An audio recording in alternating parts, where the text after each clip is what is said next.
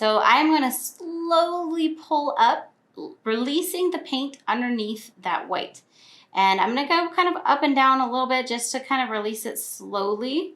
And you should see cells starting to pop up pretty much immediately. Hey guys, Mixed Media Girl here. Today we are going to be doing a funnel pour, and I'm doing this on my spinner. So I'm going to start off by taping the canvas down to the spinner using a couple little pieces of double-sided sticky tape.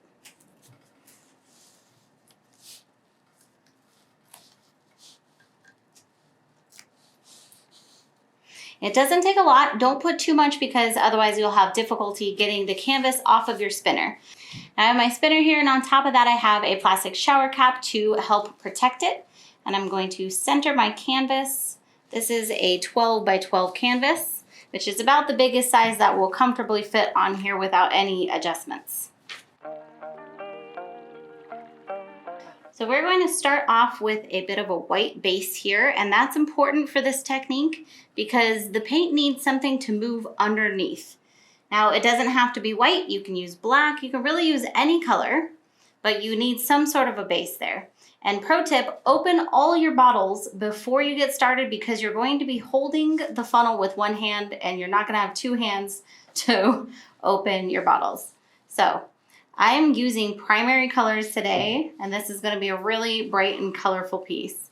So I've got yellow, blue, and red, and then I'm also using some of the metallic versions of those. So I've got golden sun, I've got garnet, and then I've got some sapphire blue, and these are all Mixed Media Girl pouring paints. So you can also layer the white in here, which I typically do. And just keep going until you're happy with it. And also keep in mind how much paint you need for the canvas you're using. You want to make sure that you put enough. But if for some reason you don't have enough because your funnel doesn't fit enough or something like that, you can always add more around the edges.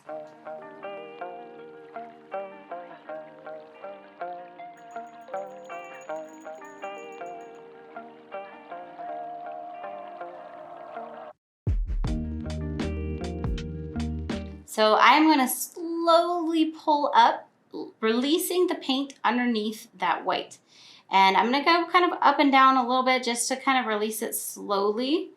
And you should see cells starting to pop up pretty much immediately.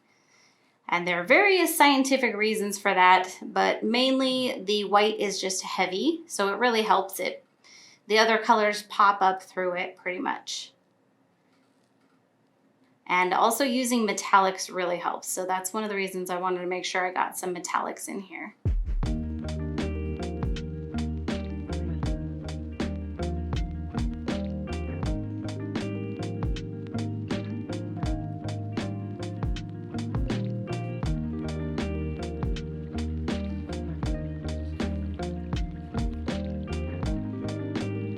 All right, almost there. So I'm going to go ahead and let my funnel kind of drain a little bit while I move my bottles out of the way, and then we'll go ahead and spin it.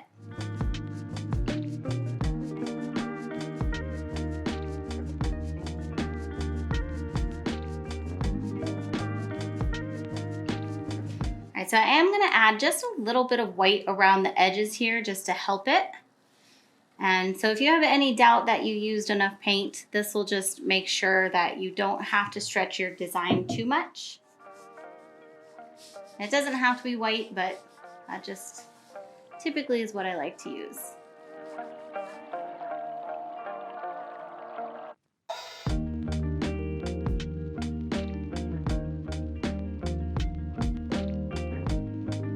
Now this is also a little bit off center, so I am going to tilt just slightly before I start spinning, just to kind of even it out.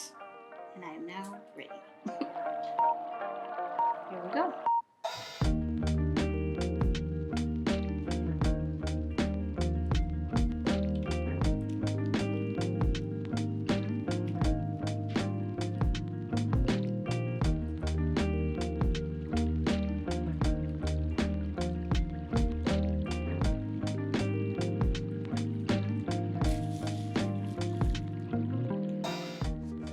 is pretty darn awesome.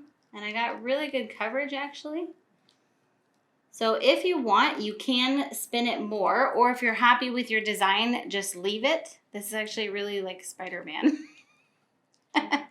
It's a very Spider-Man design. I can see totally embellishing a Spider-Man on top of this. So we got a lot of really cool lacing on the outside and then some beautiful cell production on the inside here with the yellow. I think this is just awesome. It's not my typical color scheme, but it's just a really fun one. So gently just remove the pieces of tape with your hands so that you don't mess up the sides. And hopefully you just used tiny pieces. And that's all there is to it. Have fun with it. Play around with the different colors. Try different bases. And I'll see you guys next time.